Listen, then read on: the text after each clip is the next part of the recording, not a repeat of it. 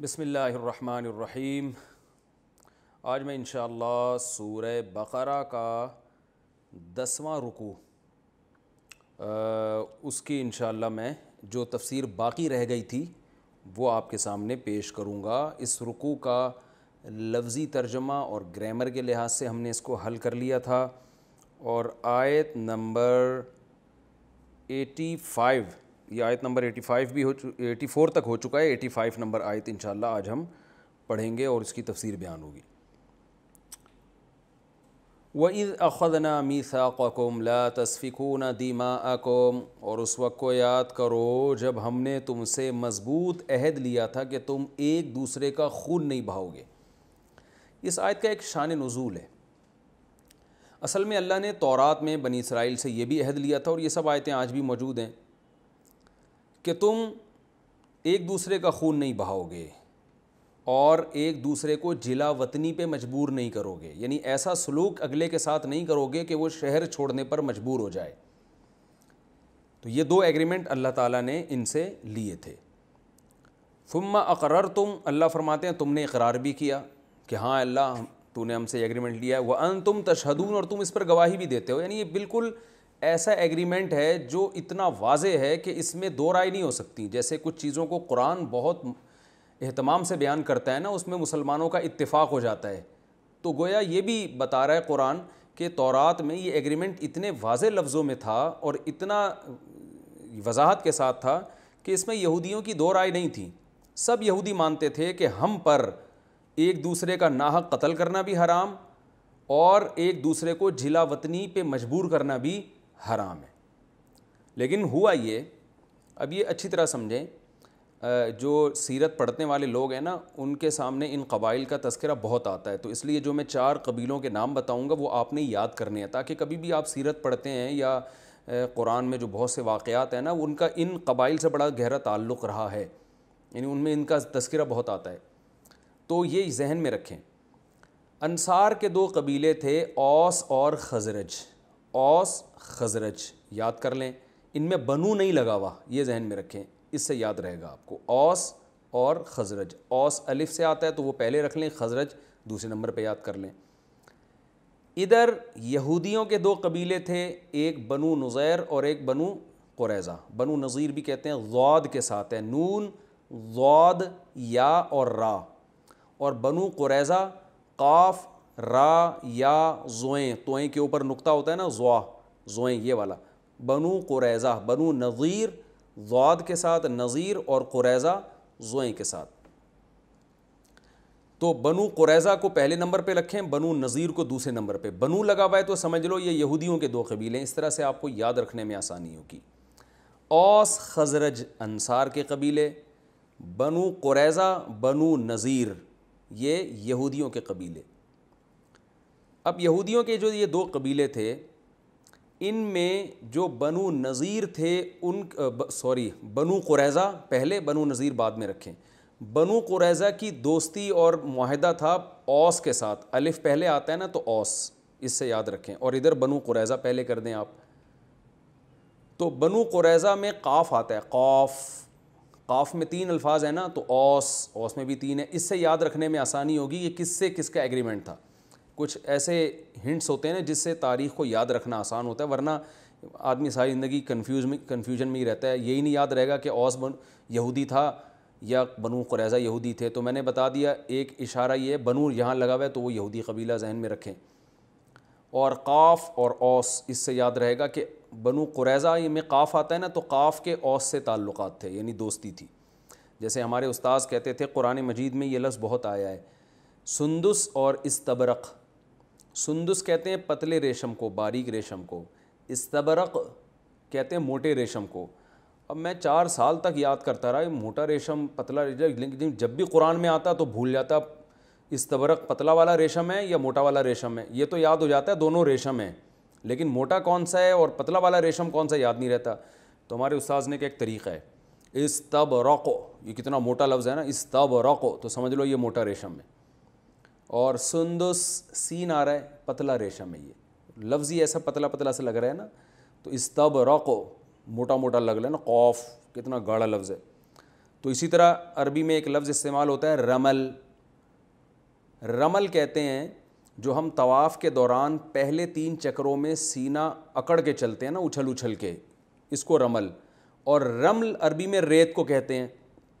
اب اکثر لغت کے طلباء کو, عربی ادب کے طلباء کو یاد نہیں رہتا ریت رمل ہے یعنی میم پہ جزم ہے, اور رمل جو حرکت کر کے ہم چلتے ہیں, تو یہ رمل کون سا ہے اور رمل کون سا ہے, دونوں لفظ گڈمڈ ہو جاتے ہیں. تو اس کا بھی ہمارے استاذ نے بتایا بھائی دیکھو رمل میں ہم سینہ کڑا کے چلتے ہیں اچھل اچھل کے, تو رمل میں میم پہ حرکت ہے, تو حرکت یہ حرکت ہو رہی ہے, اور رمل میں میم پہ سکون ہے, جزم ہے, سکون, ریت آرام سے پڑی ہوئی ہوتی ہے, زیادہ ہل نہیں رہی ہوتی. تو اس سے اس قسم کے اشاروں سے نا ایک جیسے الفاظ کو یاد کرنا آسان ہو جاتا ہے. تو اسی طرح آپ نے کیا کرنا ہے, اوس یہ تھے بنو قریظہ, قریظہ میں قاف آتا ہے, تو اوس کے تعلقات تھے بنو قریظہ کے ساتھ, اور خزرج اس کے تعلقات تھے بنو نذیر کے ساتھ. اب ظاہر ہے جب بنو قریظہ کو آپ نے اوس سے ملا دیا تو اب وہ اسی کے ساتھ ہی ملے گا. تو ان دونوں کے آپس میں ایگریمنٹ تھے. اوس اور خزرج کی لڑائیاں ہوتی تھیں جو انصار کے قبائل تھے. جب اوس اور خزرج کی لڑائی ہوتی تو بنو قریظہ اوس کا ساتھ دیتے, اور اوس جو کہ یہودی بھی نہیں تھے, اہل کتاب بھی نہیں تھے, پھر بھی اوس کا ساتھ دے کے نقصان پہنچاتے اپنی قوم, جو بنو نذیر, وہ تو یہودی تھے نا, بنو نذیر کو نقصان پہنچاتے اور جنگوں میں ان کے قتل کرتے. اور بنو نذیر ساتھ دیتے تھے خزرج کا, اور خزرج کا ساتھ دینے کی وجہ سے مقابلے میں اوس کے ساتھ جو بنو قریظہ کے لوگ آئے ہوئے ہوتے ان کو مارتے تھے, قتل کرتے تھے. یعنی دوسری قوم کا ساتھ دے رہے ہیں اپنی قوم کے خلاف. تو یہ بڑا جرم ہے, کیونکہ جب آپ دوسری قوم کا ساتھ دیں گے اپنی قوم کے خلاف تو آپ کو اپنی قوم کے لوگوں کو قتل کرنا پڑے گا, یہ بڑا جرم. دوسرا جرم کیا ہوتا تھا کہ جب اپنی قوم کے لوگوں کو قتل کرتے تو ظاہر ہے اس میں اپنی قوم کے لوگ گرفتار بھی ہوتے, تو جو گرفتار ہوتے پھر ان کو کہتے کہ اب تم ملک چھوڑ کے چلے جاؤ. یعنی بنو قریظہ کے لوگ گرفتار کرتے بنو نذیر کے لوگوں کو, اور ان کو پھر جلا وطن, جیسے قیدیوں کے ساتھ ہوتا ہے, بعضوں کو قتل کیا جاتا ہے, بعض کو ملک بدر کیا جاتا ہے, تو جلا وطن بھی کر دیتے تھے. تو یہ دونوں جرائم تورات میں اللہ نے ان سے معاہدہ لیا تھا کہ اپنی قوم کے ساتھ ایسا حشر نہیں کرو گے, اور یہ جرم بھی ناحق ہوتا تھا. جیسے قرآن میں آتا ہے تظاہرون علیہم بالاسم والعدوان, گناہ اور حد سے تجاوز کے ساتھ تظاہرون علیہم, تم اپنی قوم کے خلاف مدد کرتے تھے دوسری قوم کی, یعنی یہ مدد بھی ناحق ہوتی تھی. دیکھیے اپنی قوم کا ساتھ دینا ظلم ہے, یہ بالکل جائز نہیں ہے, اور دوسری قوم کا ظلم میں ساتھ دے کے اپنی قوم کو پٹوانا یہ تو اور بڑا جرم ہو گیا نا. تو یہ کام یہودی کر رہے تھے, یعنی بنو قریظہ اوس کا ساتھ دیتے تھے ناحق, جبکہ ان کو پتہ بھی ہوتا تھا کہ اوس غلطی پر ہیں, لیکن چونکہ بس ہماری انڈی والی, جس کو پشتوں میں انڈی وال کہتے ہیں نا, اور اردو میں دوستی یاری, اور ہماری جو ہے وہ مفاد چونکہ اوس سے وابستہ ہیں, کیونکہ کوئی مالی لین دین ہوگا یا اور کچھ مفاد ہوں گے, تو ہمارے مفاد اوس کے ساتھ ہیں. تو اوس جب خزرج کے پر حملہ کرے گا, اور اس میں اگرچہ خزرج کے ساتھ ہماری قوم کے لوگ بھی ہوں گے, لیکن ہم نے نہیں دیکھنا, ہم نے تو اپنا مفاد دیکھنا ہے, ہم نے خزرج سے کو بھی مارنا ہے, اور اس میں اپنے جو اہل کتاب ہیں جو حضرت موسیٰ پہ ایمان رکھتے ہیں ان کو بھی قتل کرنا ہے. تو یہ سب ناحق ہو رہا ہوتا تھا. تو وہ لوگ بھی ایسا کرتے تھے, جب ان کا موقع آتا تو وہ حملہ کرتے, ان کو موقع ملتا تو یہ حملہ کرتے. تو کیا مطلب, دوسری قوموں کا دست و بازو بن رہے ہیں اپنی قوم کے خلاف. یعنی ایک تو اپنی قوم کے خلاف کوئی جنگ ہو رہی ہو, کوئی پھڈا ہو رہا ہو تو سمجھ میں بھی آتا ہے, دوسری قوم کی چمچہ گیری میں اتنے آگے بڑھ جانا کہ اس چمچہ گیری میں اپنوں کو مارنا شروع کر دینا. یوں اس جرم کو آپ 2 لفظوں میں یوں بیان کر سکتے ہیں کہ کسی قوم کے چمچہ گیری میں اور کسی قوم سے مالی مفاد میں اتنا آگے نکل جانا کہ یہ بھی نہیں دیکھنا کہ یہ قوم صحیح لڑ بھی رہی ہے, حق پر ہے بھی کہ نہیں ہے, ایک بات. دوسری بات, یہ لڑ بھی ہماری قوم کے خلاف رہی ہے, ہماری قوم کے لوگ بھی اس میں قتل ہو رہے ہیں. تو ان دونوں چیزوں کی پرواہ نہیں, یعنی مفاد پرستی کی یہ انتہا ہے. تو اللہ فرماتے ہیں تم اس انتہا کو تھے.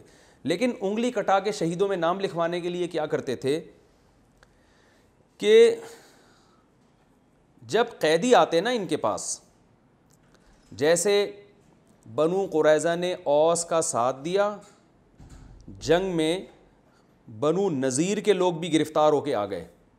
تو اب یہ کیا کرتے تھے، بعض قیدیوں کو فدیہ دے کے چھڑا دیا کرتے تھے. فدیہ یعنی پیسے ویسے دے کے، کہ یہ چونکہ اہل کتاب ہیں، ہماری قوم کے لوگ ہیں، یعنی یہودی ہیں، قوم سے مراد. بنو نذیر بنو قریظہ تھے تو الگ الگ قبیلے، لیکن قوم تو ایک ہی تھی نا. کہ چونکہ یہ ہمارے لوگ ہیں تو تورات میں اللہ نے ہمیں حکم دیا ہے کہ جب قیدی آیا کریں تو فدیہ دے کے ان کو چھڑا دیا کرو. یعنی قیدیوں کو چھڑوانا بہت بڑی عبادت ہے، تو ہم اس عبادت کا فریضہ سر انجام دیں گے اور ہم قیدیوں کو چھڑوانے کی کوشش کریں گے. تو اللہ فرماتے ہیں کہ جو بڑا جرم ہے قتل کرنا اور جلا وطنی کرنا، اس میں تمہیں تورات نظر نہیں آ رہی، اور جو بہت آخر میں آسان حکم تھا کہ کچھ پیسے دے کے اپنے قیدی کو چھڑا لینا، اس میں تم تورات کا حوالہ دیتے ہو کہ ہم یہ کام اللہ کی رضا کے لیے کر رہے ہیں، کیونکہ اللہ نے حکم دیا ہے تورات میں کہ قیدیوں کو چھڑانا بہت بڑی عبادت ہے، تو ہم اس عبادت کو کریں گے. تو اللہ فرماتے ہیں اس کو چھڑانا جہاں عبادت ہے تو اس کو پکڑنا کہاں سے، وہ بھی تو اللہ نے منع کیا ہے. تو پکڑتے کیوں ہو ان کو، ایسے کام کیوں کرتے ہو کہ وہ قید میں آئیں تمہاری. یعنی اس کی مثال ایسے ہے جیسے آپ پرندے پکڑ پکڑ کے پنجروں میں ڈالیں. لوگ کر رہے ہوتے ہیں نا یہ، کہ پرندے پکڑ کے پنجروں میں ڈالتے ہیں، پھر کوئی مصیبت آتی ہے تو پرندے آزاد کرتے ہیں کہ صدقے کا ثواب ملے گا. تو بھائی پکڑا بھی تو تم نہیں تھا نا اس کو. اور اس کی آسان مثال، آپ نے کیا کیا، لوگوں پہ ظلم کر کر کے ان کو قید کر لیا. اب جب بھوک لگتی ہے تو آپ ان کو کھانا کھلاتے ہیں، اور کہتے ہیں قرآن میں بھوکوں کو کھانا کھلانے میں آتا ہے کہ بڑا ثواب ہے. تو قرآن میں جہاں بھوکوں کو کھانا کھلانے کا ثواب ہے، وہاں لوگوں کو جیل میں بلا ناحق ڈالنا اور قید کر دینا اور ان کو اس مقام تک لانا کہ وہ کھانے پینے میں آپ کے محتاج ہو جائیں، یہ بھی تو حرام ہے نا. تو اس بات کو قرآن مجید بیان کر رہا ہے کہ تم یہاں تک نوبت آنے کیوں دیتے ہو کہ اگلا گرفتار ہو جائے، تمہارے رحم و کرم پہ آئے اور تم پھر فدیہ دے کے اس کو آزاد کرنے کا ثواب حاصل کرو. یہ کون سے ثواب کی قسم ہے؟ تو اس کو قرآن نے بیان کیا. وَإِذْ أَخَذْنَا مِيثَاقَكُمْ، اس وقت کو یاد کرو جب اللہ نے تم سے عہد لیا، لا تسفکون دماءکم، ایک دوسرے کا خون نہیں بہاؤ گے، ولا تخرجون انفسکم من دیارکم، اپنی جانوں کو، یعنی اپنی قوم کے لوگوں کو قرآن نے اپنے ہی آپ سے تعبیر کیا ہے کہ اپنی قوم ہی کمزور ہوتی ہے نا، اس سے خود بھی کمزور ہو جاؤ گے. تو اپنے آپ کو یعنی اپنی قوم کے لوگوں کو جلا وطنی پہ مجبور نہیں کرو گے. تم نے اقرار بھی کیا، تم اس پر گواہ بھی ہو. ثم انتم ہؤلاء، اللہ فرماتے ہیں پھر تم ہؤلاء یہ ہو. یعنی گویا اللہ بنو نذیر اور بنو قریظہ کی طرف اشارہ کر کے بتا رہے ہیں کہ یہ تمہاری حرکتیں تو آج مدینہ میں تم اپنی آنکھوں سے دیکھ رہے ہو کہ تورات کے حکام کی دھجیاں اڑا رہے ہو. ثم انتم، پھر تم لوگ ہؤلاء ایسے ہو جو، یعنی یہ کوئی تاریخی واقعہ ہم بیان نہیں کر رہے کہ ماضی میں تم نے یہ کیا، اب تم یہ کر رہے ہو، اب تم تورات کی دھجیاں اڑا رہے ہو. کس طریقے سے؟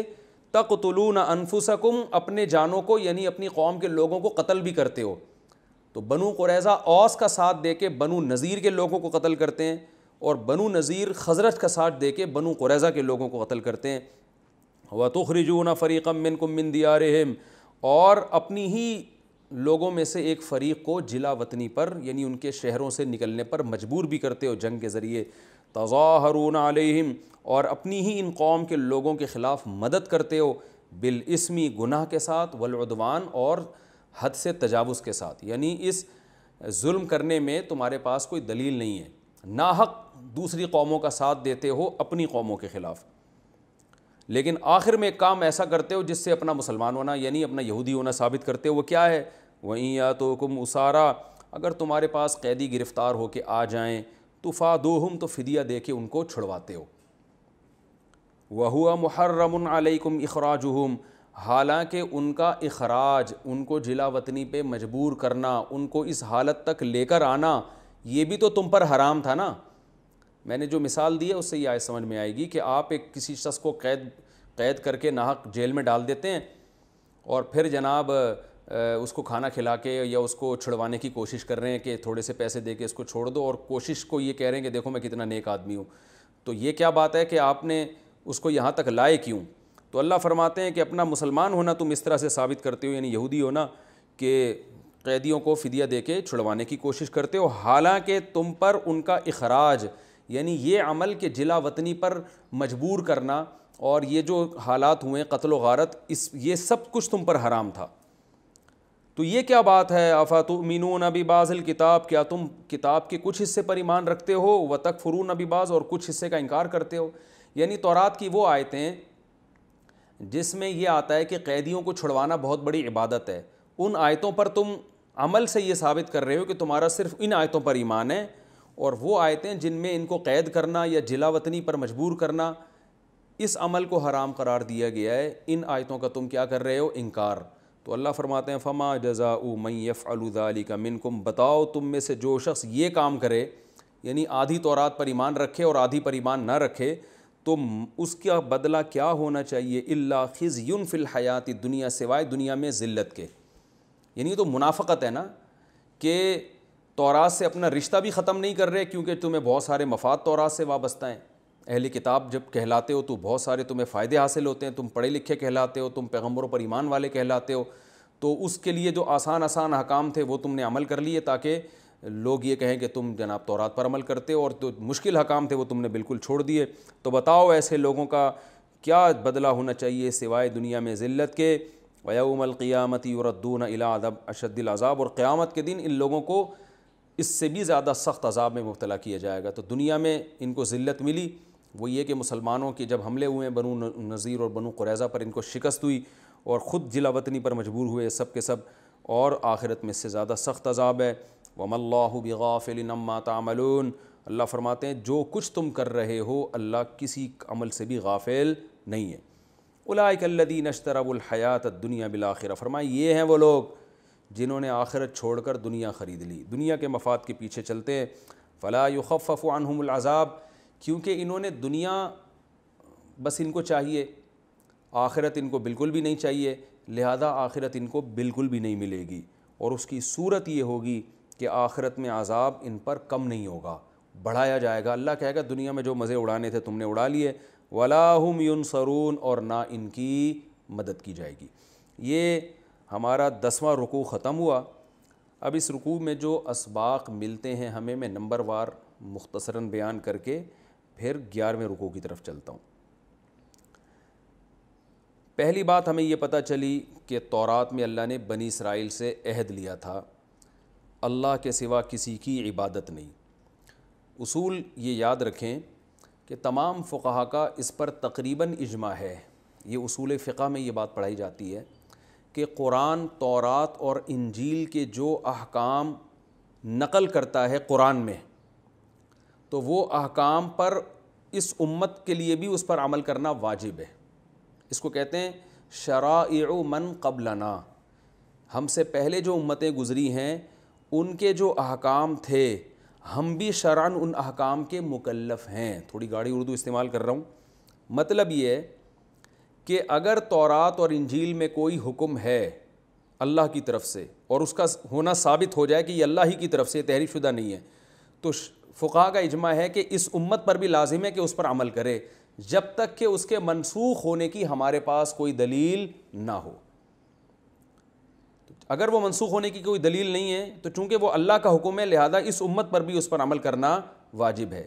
اس کی دلیل قرآن مجید میں آتا ہے وَكَتَبْنَا عَلَيْهِمْ فِيهَا، ہم نے بنی اسرائیل پر یہ حکم لازم کیا تھا أَنَّ النَّفْسَ بِالنَّفْسِ، کہ کوئی شخص کسی شخص کو قتل کر دے تو جان کے بدلے میں جان، سزا یہ ہے کہ قاتل کو قتل کیا جائے گا. أَنَّ النَّفْسَ بِالنَّفْسِ وَالْعَيْنَ بِالْعَيْنِ، آنکھ کے بدلے میں آنکھ، کوئی کسی کی آنکھ پھوڑ دینا تو مجرم کی سزا یہ کہ اس کی بھی آنکھ پھوڑی جائے گی. وَالسِّنَّ بِالسِّنِّ، دانت کے بدلے میں دانت، تو یہ جس کو قصاص کہا جاتا ہے کہ اسلام میں یہی ہے کہ کوئی کسی کو کوئی نقصان پہنچاتا ہے نا تو سزا میں مجرم کو وہی سزا دی جائے گی جو اس نے کیا ہے. تو یہ تورات اور انجیل کا حکم ہے جو قرآن نے بیان کیا ہے کہ ہم نے بنی اسرائیل کو یہ حکم دیا تھا. آگے قرآن میں یہ نہیں ہے کہ یہی حکم ہم مسلمانوں کو بھی دے رہے ہیں، لیکن پوری امت کے فقہا کا اجماع ہے کہ مسلمانوں کا بھی یہی حکم ہے، کیونکہ اللہ نے تورات اور انجیل کا حکم قرآن میں بیان کیا اور پھر اس پہ رد نہیں کیا کہ اب اس امت مسلمہ کو یہ حکم نہیں دیا جا رہا بلکہ یہ چینج کیا جا رہا ہے، کہیں بھی نہیں ہے. تو اس لیے اس آیت سے ہی علماء نے یہ دلیل پکڑی ہے کہ اسلام میں جان کا بدلہ جان بھی ہے، وہ تو دوسری آیت سے بھی ثابت ہے، لیکن آنکھ کے بدلے میں آنکھ بھی ہے، دانت کے بدلے میں دانت بھی ہے. تو جو پچھلی امتوں کا حکم ایز اٹ از اللہ نقل کریں گے قرآن میں، اور اس پہ رد نہیں کریں گے کہ یہ حکم منسوخ ہو گیا، تو وہ ہمارے لیے واجب الاتباع ہے۔ تو اس سے صاف پتہ چلتا ہے اسی اصول کے روشنی میں کہ قرآن جب حکم دے رہا ہے کہ ہم نے بنی اسرائیل سے یہ ایگریمنٹ لیا تھا، اور قرآن اس ایگریمنٹ کو بیان کر کے رد نہیں کر رہا کہ یہ ایگریمنٹ منسوخ ہو گیا ہے، تو اس سے پتہ چلتا ہے کہ یہ حکم ہمارے لیے بھی ہے، تو ہم سے بھی یہ ایگریمنٹ لیا جا رہا ہے۔ تو اس لیے بہت مضبوط ایگریمنٹ ہے۔ پہلا، اللہ کے ساتھ کسی کو شریک نہیں کرنا، اور دوسرا والدین کے ساتھ اچھا سلوک۔ والدین کے ساتھ حسن سلوک کا قرآن میں جہاں بھی ذکر ہے یہ توحید کے بعد ہے۔ اس سے صاف پتہ چلتا ہے کہ اللہ کے بعد سب سے بڑا حق والدین کا ہے۔ رسول کا جو حق ہے وہ تو اللہ ہی کی وجہ سے ہے، اس لیے اللہ کے بعد رسول، وہ تو اس لیے کہ آپ اللہ کے سفیر تھے، اس لیے اس حق کو تو اللہ ہی کے حق میں داخل کیا جاتا ہے۔ تو مخلوق کے حقوق میں جو سب سے بڑا حق ہے جن سے ہمارا واسطہ پڑتا رہتا ہے وہ والدین ہیں، اور پھر اس کے بعد رشتہ دار ہیں۔ تو یہ ایگریمنٹ کو آج غیر مسلموں نے اڑا دیا۔ اب دیکھیں، غیر مسلموں کے اچھا سلوک تو وہ کرتے ہیں، لیکن اس میں رشتہ دار اور غیر رشتہ دار کا فرق نہیں کرتے، جبکہ اسلام چونکہ فیملی سسٹم کا قائل ہے، خاندانی نظام کو مضبوط دیکھنا چاہتا ہے، اس لیے قرآن میں جگہ جگہ ہے وَأُولُو الْأَرْحَامِ بَعْضُهُمْ أَوْلَىٰ بِبَعْضٍ، کہ رشتہ داروں کا حق دوسروں کی نسبت زیادہ ہے۔ تو یہ حکم بھی ہے، تو ہمیں اپنے گریبان میں جھانک کے دیکھنا چاہیے کہ ہم رشتہ داروں کو دوسروں پہ ترجیح دیتے ہیں یا نہیں۔ اور رشتہ داروں سے اچھے سلوک کا حکم قرابت کی وجہ سے ہے، تو جو جتنا قریبی ہوگا اس کا حق اتنا ہی زیادہ ہوگا۔ اسی طرح معاشرے میں یتیموں کے ساتھ، آپ کے بھائی کا انتقال ہو گیا، اللہ نہ کرے اس کے چھوٹے یتیم بچے ہیں، اس کے ساتھ آپ کو دوسروں کی نسبت اضافی اچھا سلوک کرنا پڑے گا، اور مسکینوں کے ساتھ، غریبوں کے ساتھ دوسروں کی نسبت زیادہ خیال کرنا پڑے گا۔ آپ کے ریلیٹیوز میں دولت مند بھی ہیں، غریب بھی ہیں، تو غریبوں کی ضرورت کا آپ کو دوسروں کی نسبت زیادہ خیال کرنا پڑے گا۔ یہ سب احکامات ہیں جو تمام شریعتوں میں اللہ نے دی ہیں۔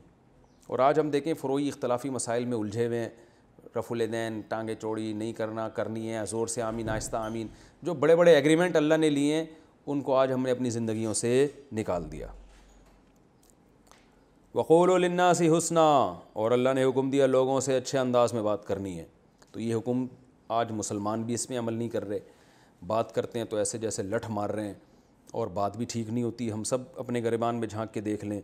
اور اس میں اللہ نے یہ بھی حکم دیا کہ صرف مخلوق کے حقوق نہیں ہے، نماز بھی قائم کرنی ہے، زکوٰۃ بھی دینی ہے۔ تو صحیح مومن وہی ہوگا جو مخلوق کا بھی حق ادا کرے گا اور اللہ کا بھی حق ادا کرے گا۔ یہ ایک بات ہمیں پتہ چلی۔ دوسری بات ہمیں یہ پتہ چلی کہ قتل کرنا تو ویسے بھی بہت بڑا جرم ہے۔ قرآن میں آتا ہے من قتل نفسا بغیر نفس، جس نے کسی کو ناحق قتل کیا فکأنما قتل الناس جميعا، گویا ساری انسانیت کو قتل کر دیا۔ اور ایک اور مقام پر آتا ہے کہ کوئی کسی بھی مومن کو قتل کرے گا تو اللہ کا اس پہ بہت بڑا غضب ہوگا۔ یہ آیتیں ہم انشاءاللہ پڑھیں گے۔ لیکن یہ پتہ بھی چلتا ہے کہ اپنی قوم کے لوگوں کو ناحق قتل کرنا یہ زیادہ بڑا جرم ہے۔ وَإِذْ أَخَذْنَا مِيثَاقَكُمْ، اس والی آیت سے پتہ چلتا ہے۔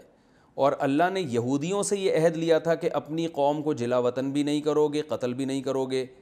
تو یہ عہد میں نے جو اصول ابھی بیان کیا، اس اصول سے پتہ چلتا ہے کہ یہ عہد ہم سے بھی لیا جا رہا ہے، کیونکہ پچھلی امتوں کا کوئی حکم اللہ جب نقل کریں گے تو ہم بھی اس کے مخاطب ہوں گے۔ تو ہم جو ریاستی سطح پہ، حکومتی سطح پہ دوسرے ملکوں کا ہم نوا بن کے اپنے لوگوں کو مارنا شروع کر دیتے ہیں، یہ جرم بھی اس آیت میں داخل ہے، اور ہم سے بھی یہ جرائم ہوئے ہیں۔ اللہ تعالیٰ ہمیں معاف کرے۔ اور یہ ہماری، یعنی ہم سے مراد ہماری قوموں سے بھی یہ جرائم ہوئے ہیں کہ دوسروں کا دستے بازو بن کر اپنے لوگوں کو مروانا اور ان کو جلا وطنی پہ، عافیہ صدیقہ دیں گے، جلا وطنی پہ ہی تو مجبور ہے بیچاری۔ تو یہ سارے بڑے بڑے جرائم ہیں جن کو قرآن مجید نے بہت بڑا جرم قرار دیا ہے۔ وَإِذْ أَخَذْنَا مِيثَاقَكُمْ لَا تَسْفِكُونَ دِمَاءَكُمْ، ہاں یاد رکھو اگر کوئی بین الاقوامی مجرم ہے اور بین الاقوامی مجرم ہونے کی بیس پر اس کو بین الاقوامی عدالت کے حوالے کیا جاتا ہے تو پھر وہ اس آیت میں داخل نہیں ہے، کیونکہ قرآن نے یہاں کہہ دیا تظاہرون علیہم بالاسم والعدوان، اپنی قوم کے خلاف دوسری قوم کی ناحق مدد کرتے ہو، ناحق مدد۔ تو اگر وہ آپ کی قوم میں کوئی مجرم ہے اور واقعی بین الاقوامی مجرم ہے تو پھر ایسے کو سزا دینا یا جس کے ساتھ اس نے زیادتی کی ہے اس کے حوالے کر دینا تو یہ بالکل جائز ہے، چاہے وہ غیر مسلم ہی کیوں نہ ہو، غیر مسلم کے بھی حوالے ایسے موقع پہ کیا جا سکتا ہے۔ تو یہ اس میں داخل نہیں ہے. ناحق مدد کرنا حرام ہے, ناجائز ہے کہ آپ دوسری قوم کا ناحق ساتھ دیں, وہ ظلم پر ہو اور آپ ظلم میں اس کا ساتھ دے کے اپنی قوم کو قتل کرنا شروع کر دیں, یہ اس سے بھی بڑا جرم ہے. ایک اور علمی نقطے کی بات جسے ہم تیسری بات کہہ سکتے ہیں وہ یہ بھی پتہ چلتی ہے کہ اللہ نے کیا فرمایا کہ یہودی کیا کرتے تھے, تورات اور انجیل پر, تورات پر عمل کرنے کے لیے قیدیوں کو فدیہ دے کے چھڑا دیتے تھے اور بڑی بغلیں بجاتے تھے کہ ہم کیا ہیں, دیکھو ہم تورات پر عمل کرتے ہیں. تو بڑا جرم کیا کر رہے ہیں کہ گرفتاری پر مجبور کر رہے ہیں, جنگ کر رہے ہیں اپنی قوم کے خلاف. تو یاد رکھو اس کا یہ مطلب نہیں ہے کہ آپ اگر اسلام کے مشکل احکام پر عمل نہیں کر سکتے تو آسان پر بھی عمل نہ کریں. یعنی ایسا نہ ہو کہ آپ اس کا یہ مطلب سمجھیں کہ اسلام میں کچھ مشکل احکام ہیں, کچھ آسان احکام ہیں, تو ہم آسان پر عمل کرتے ہیں, مشکل پر نہیں کرتے تو ہم بھی اسی وعید میں داخل ہوں گے. نہ, یہ مطلب نہیں ہے. آیت کا مطلب یہ ہے کہ مشکل حکم کو چھوڑ دینا اور آسان پر صرف اس نیت سے عمل کرنا تاکہ لوگ ہمیں دیندار سمجھیں اور یہ سمجھیں کہ ہم قرآن پر, سنت پر عمل کرتے ہیں اور ہمارا معاشرے میں ایک مقام رہے دکھانے کے لیے. اس نیت سے مشکل حکم کو چھوڑ کے آسان پر عمل کرنا یہ منافقت ہے کہ آپ اپنا اسلام سے اتنا رشتہ رکھیں کہ لوگ آپ کو عزت دیں, آپ کی ریسپیکٹ کریں اور آپ کو روحانی پیشوا سمجھیں, دم درود کرواتے رہیں آپ سے, جیسے کہ جاہل پیر کرتے ہیں. نمازوں کی یہ پابندی نہیں کرتے جاہل پیر, خواتین سے یہ پردہ نہیں کرتے, درود شریف کی کثرت آپ کو بعض میں نظر آئے گی, یہ شو کرنے کے لیے کہ ہم عشق رسول میں مبتلا ہیں. اور درود شریف ہم اس لیے پڑھتے ہیں کہ نبی نے درود شریف کا حکم دیا, تو نبی نے یہ بھی تو حکم دیا ہے کہ پردہ کرو. خواتین جو بے پردہ تمہارے سامنے آ کے صبح شام بیٹھتی ہیں غلط ہے. نبی نے یہ بھی تو حکم دیا کہ جماعت سے نماز پڑھو. تو یہ وہ لوگ ہیں جو عشق رسول کو کیش کراتے ہیں دنیاوی مفاد میں. تو یہ لوگ اس آیت کا پورا مصداق ہیں. جاہل روحانی پیر آپ نے دیکھے ہوں گے نا کہ شریعت کے جتنے بھی احکام ہیں جن پہ چلنے میں ان کو مشکل ہوتی ہے وہ عمل نہیں کرتے, لیکن اگر بالکل ہی شریعت کو چھوڑ دیں تو لوگ کہیں گے یار یہ تو ان میں تو عشق رسول ہی نہیں ہے, یہ تو قرآن سے محبت ہی نہیں کرتے. تو کچھ 2-4 احکام کو انہوں نے پکڑا ہوا ہے جو قرآن ہی کے حکم ہے, لیکن اس پکڑنے کا مقصد اللہ کو راضی کرنا نہیں ہے. اس پکڑنے کا مقصد یہ ہے کہ لوگ یہ سمجھیں کہ ہم عاشق رسول ہیں, لوگ یہ سمجھیں کہ ہم قرآن کے فالوورز میں سے ہیں, تاکہ ہماری ایک جو ہے نا مقام رہے لوگوں میں. تو یہودی یہ کام کیا کرتے تھے کہ اپنی قوم کے خلاف لڑ بھی رہے ہیں, قتل بھی کر رہے ہیں, گرفتاریوں پر مجبور بھی کر رہے ہیں, لیکن یہ شو کرنے کے لیے کہ ہم ہیں یہودی, ہم تورات کے سچے عاشق ہیں, چلو بھائی پیسے دے کے قیدیوں کی جان چھڑاؤ, کیونکہ تورات میں آتا ہے کہ قیدیوں کو رہائی دلانا بہت بڑی عبادت ہے. تو اس جذبے سے جو مشکل احکام چھوڑے گا, آسان اعمال کرے گا, اس جذبے اور اس فاسد نیت کے ساتھ, وہ اس آیت میں داخل ہے کہ اللہ فرماتے ہیں ایسے لوگوں کے لیے کہ اصل سزا یہ کہ دنیا میں بھی ذلیل ہوں اور آخرت میں اس سے بھی بڑا سخت عذاب ہو. تو اس لیے ہمیں اس عمل سے بچنا چاہیے. یہ تو رکوع نمبر 10 تھا. اب میں انشاءاللہ رکوع نمبر 11, اس کا پہلے میں لفظی ترجمہ کروں گا اور مختصر گرامر, اور پھر انشاءاللہ وقت بچا تو میں اس کی تفسیر بھی شروع کر دوں گا. وَلَقَدْ آتَيْنَا مُوسَى الْكِتَابَ وَقَفَّيْنَا مِن بَعْدِهِ بِالرُّسُلِ. وَلَقَدْ البتہ تحقیق, آتَيْنَا ہم نے دی, موسیٰ کو, الکتاب کتاب یعنی تورات دی. وَقَفَّيْنَا, قفینا سبحنا کی طرح, قفیا یقفیو, سبحا یسبحو کی طرح. قفیا کو قفا پڑھا جاتا ہے, یقفیو کو یقفی پڑھا جاتا ہے. قفینا سبحنا ضربنا کی طرح. قفا اصل میں گدی کو کہتے ہیں, یہ جو پیچھے گدی ہوتی ہے نا, تو قفینا کا معنی ہوتا ہے کسی کے گدی کے پیچھے کسی کو لانا. تو لفظی مطلب تو یہ ہے, لیکن عربی میں یہ اس معنی میں استعمال ہوتا ہے کسی کے پیچھے کسی کو لانا, یہ مطلب ہوتا ہے. تو اللہ فرماتے ہیں قفینا من بعدہ, ہم موسیٰ کے بعد لے کر آئے, بالرسل بہت سے پیغمبروں کو, پے در پہ. یعنی گدی کے پیچھے کا اردو میں اب ظاہر ہے لفظی ترجمہ تو نہیں ہوتا نا, تو اس کا با محاورہ ترجمہ کیا ہوگا, ہم نے موسیٰ کو کتاب دی اور من بعدہ موسیٰ کے بعد بالرسل ہم بہت سے پیغمبروں کو قفینا موسیٰ کے بعد لائے پے در پہ. کیونکہ کوئی چیز گدی کے پیچھے ہوتی ہے نا, پے در پہ لائن لگا کے آ رہی ہوتی, یعنی لائن سے بہت سارے پیغمبر ہم نے موسیٰ کے بعد بھیجے. وآتینا, اچھا لفظی ترجمہ یاد رہے گا آپ نے جب اس آیت کا ترجمہ کرنا ہے کیسے کرنا ہے. ہم نے موسیٰ کو کتاب دی اور موسیٰ کے بعد بہت سے رسول پے در پہ بھیجے. یہ مطلب ہوگا اس کا. اب پے در پے کا ہی مطلب نہیں پتہ تو پھر میں کیا کر سکتا ہوں. وَآتَيْنَا اور ہم نے دی عیسیٰ ابن مریم کو. وَآتَيْنَا عیسیٰ ابن مریم, عیسیٰ جو مریم کے بیٹے تھے ان کو عطا کی البینات, بہت سارے دلائل. بین واضح دلائل. بینات کا لفظ بہت آیا قرآن میں. وَأَيَّدْنَاهُ أَيَّدَ يُؤَيِّدُ تَأْيِيدًا سَبَّحَ يُسَبِّحُ تسبیحاً. تائید کسے کہتے ہیں بھائی؟ فلاں کی تائید کی ہے, تائید میں بیان دیا ہے, یعنی کسی کو قوت دینا. آپ جب کسی کی تائید کرتے ہیں تو اس کا مطلب آپ اس کو تقویت دے رہے ہوتے ہیں, قوت بخش رہے ہوتے ہیں, اس کو موٹیویٹ کر رہے ہوتے ہیں. تو اللہ فرماتے ہیں وَأَيَّدْنَاهُ اور ہم نے عیسیٰ کو تقویت دی, ہم نے عیسیٰ کو مضبوط کیا, ہم نے عیسیٰ کی مدد کی. بروح القدس, روح کا معنی روح, قدس کا معنی مقدس, مقدس روح کے ذریعے. مقدس روح سے مراد ہے جبریل علیہ السلام.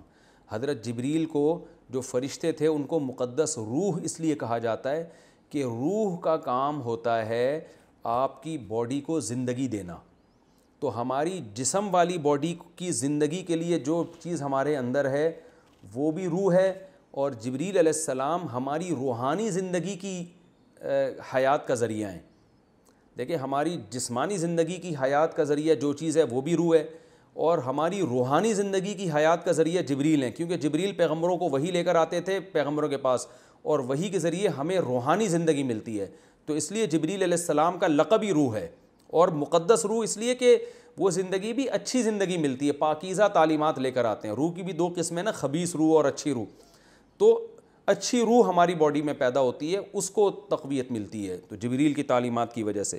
اس لیے ان کو روح القدس کہا گیا ہے, روح امین بھی کہا گیا ہے کہ امانت والی روح, کیونکہ وہ اللہ کے پیغام میں خیانت نہیں کرتے تھے. آفا کلما, آ کا معنی کیا, فا کا معنی تو, کلما کا معنی جب بھی.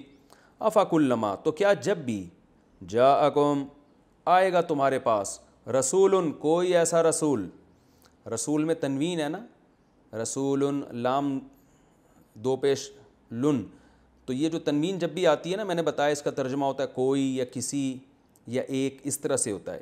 آفا کلما جاءکم رسول تو کیا جب بھی تمہارے پاس کوئی رسول آئے گا, بی ما موصولہ ہے, ان چیزوں کے ساتھ, لا تہوا انفسکم جن چیزوں کو تمہارے نفس قبول نہیں کرتے. ہوا اصل میں خواہش کو کہتے ہیں. حرص و ہوا کا لفظ آپ نے اردو میں سنا ہوگا, ہوا. تو ہوی یہوا, سمیع یسمعو کی طرح, ہوی یہویو, اس کا معنی ہوتا ہے کسی چیز کی طرف طبیعت کا مائل ہونا. ہوا عربی میں عشق کو بھی کہتے ہیں, عشق. تو ہوی یہوا طبیعت کا کیا ہونا, مائل ہونا. اور یہ تہوا تے اس لیے لگا ہے کہ مؤنث کا صیغہ ہے, جیسے ہے نا یضربو, یضربانی, یضربونا, تضربو مارتی ہے یا مارے گی وہ ایک عورت. تو نفس کی جمع انفس آتی ہے, اور نفس کا لفظ چونکہ مؤنث ہے اس لیے یہویو کے بجائے تہویو استعمال ہو رہا ہے, اور تہویو کو پڑھا جاتا ہے تہوا. اب ترجمہ کرتے ہیں دوبارہ. آفا کلما تو کیا جب بھی, جاءکم رسول کوئی رسول آئے گا تمہارے پاس, بیما ان چیزوں کے ساتھ, چیزوں سے مراد تعلیمات ہے, ان تعلیمات کے ساتھ, لا تہوا انفسکم جن کو تمہارے نفس پسند نہیں کرتے. ایسے احکامات آ گئے جن کو تمہارے نفس پسند نہیں کر رہے, مشکل احکام. استکبرتم, استکبرتم اصل میں تھا استکبرتم, آ کا مطلب کیا, استکبرتم استخرجتم کی طرح, استخرج یستخرجو, استکبر یستکبرو, تو ضربتم کی طرح ہے استکبرتم. تو کیا تم تکبر کرو گے, یعنی آ جو ہے نا کیا, یہ حذف کر دیا. جیسے ہم اردو میں بھی کیا کا لفظ بعض دفعہ حذف کر دیتے ہیں. سوال کا جو لفظ ہے نا کیا تم پاگل ہو گئے, وہ لوگ کہتے ہیں نا کیا تم, کہ تمہارا دماغ خراب ہو گیا ہے. تو آپ نے دیکھا اردو میں بھی ہم ان شارٹ میں کیا کا لفظ حذف کر کہیں گے تمہارا دماغ خراب ہو گیا ہے. تو ہم اس طرح کی بات کرتے ہیں نا, تم پاگل ہو گئے ہو, تم صحیح تو ہو. تو اصل میں ہم کہنا چاہ رہے تھے کیا تم صحیح تو ہو. تو یہاں بھی ایسا ہے, استکبرتم کیا تم تکبر کرو گے، یہ مطلب ہے۔ اب دوبارہ آیت کا ترجمہ کرتا ہوں آسان۔ افکلما، تو کیا جب بھی تمہارے پاس کوئی رسول آئے گا ایسی تعلیمات کے ساتھ، ایسے احکامات کے ساتھ جو تمہارے دل قبول نہیں کرتے، تمہیں اچھے نہیں لگتے وہ احکام، استکبرتم، تم تکبر کرو گے، یعنی ہمیشہ یہی کام رہ گیا تمہارا۔ تکبر کا مطلب کبر، کہ ہم نہیں عمل کریں گے اس پر، ہمیں نہیں سمجھ میں آ رہا یہ۔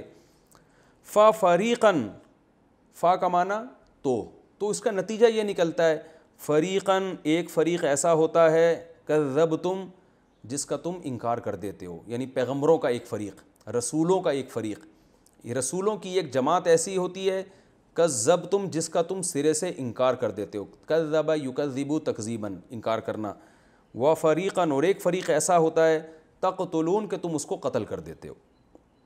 وقالو، اور یہ یہودی کہتے ہیں قلوبنا، ہمارے جو دل ہیں، قلب کی جمع قلوب، غلف، بند ہوئے ہوئے ہیں۔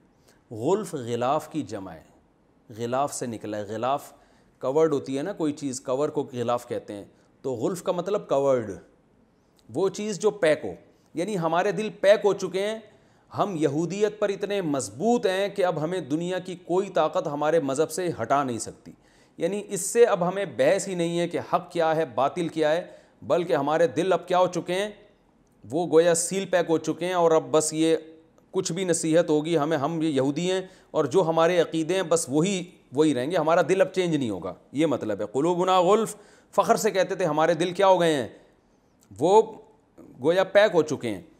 بل لعنہم اللہ، اللہ فرماتے ہیں نا پیک نہیں ہوئے، بل حقیقت یہ ہے لعنہم اللہ، اللہ نے لعنت کی ہے ان کے اوپر، بکفرہم، ان کے کفر کی وجہ سے۔ ففریقاً فقلیلا ما، قلیلا ما یہ پورا ایک ہی لفظ ہے، قلیلا کا معنی بہت تھوڑے، ما کا معنی بہت تھوڑے، قلیلا ما، بہت تھوڑے لوگ ہیں، بہت تھوڑا ہے، یؤمنون، جو یہ ایمان لاتے ہیں، یعنی یہ بہت تھوڑا ایمان لاتے ہیں، جیسا ایمان لانے کا اللہ نے حکم دیا اب یہ ویسا ایمان نہیں لاتے۔ تو اس کی وجہ یہ نہیں کہ دین پر مضبوطی سے قائم ہو کر ان کے دل جو ہے نا پیک ہو چکے ہیں، بلکہ اصل وجہ ہے اللہ نے ان پر لعنت کر دی ہے، تو وہ پھر ہم تفسیر میں انشاءاللہ اس کی وضاحت کروں گا میں۔ ولما، اور جب جاءہم کتاب، آئی ان کے پاس کتاب، من عند اللہ، اللہ کے پاس سے، مصدق، جو تصدیق کرتی ہے، جو سچا بتاتی ہے، لما، اس کتاب کو بھی، معہم، جو ان کے پاس ہے، یعنی تورات کی بھی تصدیق کرتی ہے، وکانو، اور یہ تھے، من قبل، اس سے پہلے، یستفتحون علی الذین کفروا، استفتاح کے دو مطلب آتے ہیں، ایک ہے بیان کرنا، استفتاح کھول دینا کسی چیز کو، تو اس لحاظ سے اس کا ترجمہ ہوگا کہ اس قرآن کے آنے سے پہلے یہ لوگ کھول کھول کر بیان کرتے تھے علی الذین کفروا، کافروں پر، یعنی مشرکین پر، کھول کھول کے بیان کرتے تھے کہ کتاب آنے والی ہے، رسول آنے والا ہے جس کی یہ علامتیں ہیں۔ اور دوسرا مطلب یستفتحون ہے فتح طلب کرنا، مدد طلب کرنا، فتح استفسینتا طلب کے لیے بھی آتا ہے نا، یعنی یہ کافروں پر جو مشرک ہیں ان پر مدد طلب کرتے تھے کہ ایک پیغمبر آنے والا ہے اور ایک اللہ کی کتاب آنے والی ہے، ہم اس پیغمبر کا ساتھ دے کے تم پہ غالب آ جائیں گے، یعنی ان کے خلاف مدد طلب کرتے تھے کہ ایک کتاب اور پیغمبر آئے گا تو ہماری مدد ہوگی اور ہم اس پر ایمان لائیں گے اور دنیا پہ غالب آ جائیں گے۔ تو پہلے یہ حال تھا، لیکن جب آئی یہ کتاب تو کیا ہوا، فلما جاءہم، پس جب آ گئی ان کے پاس، ماں، وہ کتاب، عرفو، جس کو انہوں نے پہچان لیا، عرفہ معنی پہچاننا، تو جب پہچان بھی لیا، کفروا بھی، انکار کر دیا، فلعنت اللہ، پس لعنت ہے اللہ کی، علی الکافرین، ایسے کافروں پر۔ ال کا معنی خاص، الکتاب جیسے خاص کتاب نا، تو جیسے الف نام نہ ہوتا تو ہم کہتے کوئی بھی کافر، تو ال سے مراد مخصوص، یعنی یہ لوگ جو اس قسم کے جو کافر ہیں کہ پہلے انتظار کر رہے تھے قرآن کا اور نبی صلی اللہ علیہ وسلم کا، اور غیر مسلموں کو بتاتے تھے کہ نبی آنے والا ہے، جب آ گیا تو وہ دوسرے غیر مسلم ایمان لا رہے ہیں اور یہ سب سے بڑے کافر بنے ہوئے ہیں، تو اللہ فرماتے ہیں ایسے کافروں پر اللہ کی لعنت۔ تو یہ تو لفظی ترجمہ ابھی باقی ہے اس رکوع کا، ہمارا وقت پورا ہو گیا ہے، اگلے ایپیسوڈ میں انشاءاللہ اس رکوع کا باقی ترجمہ اور مختصر گرامر، پھر اس کے بعد انشاءاللہ اس کی تفسیر بیان ہوگی۔ وما علینا الا البلاغ۔